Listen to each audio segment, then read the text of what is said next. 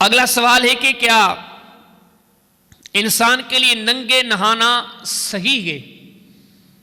کہ جس طرح ہمارے ہاں آج کل تو معاشرے کے اندر غسل خانوں کا، باتھ رومز وغیرہ کا اہتمام موجود ہے، تو کہ ایسی صورت میں ننگے نہانا شرعاً تو یہ درست ہے؟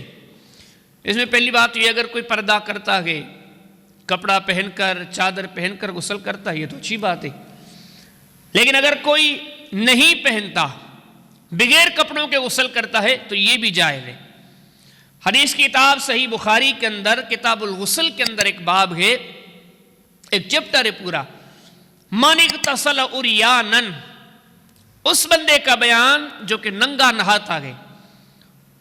اور یہی حدیث صحیح مسلم کے اندر بھی موجود ہے. صحیح مسلم کتاب الحیض، امام صاحب مسلم کے اندر باب قائم کیا گیا، باب جواز الاغتسال عریانا، کہ ننگے نہانا جائز ہے، اس کا بیان.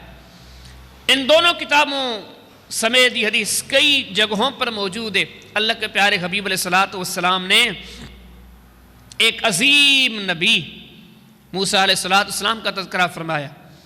نبی کریم علیہ السلام فرماتے ہیں کہ موسیٰ علیہ السلام نہا رہے تھے تو اللہ کے نبی موسیٰ علیہ السلام نے اپنے کپڑے ایک پتھر پر رکھے، نہر میں نہانے کے لیے گئے اور کپڑے پتھر پر رکھے، ایسے ہی نہر میں نہانے آ گئے.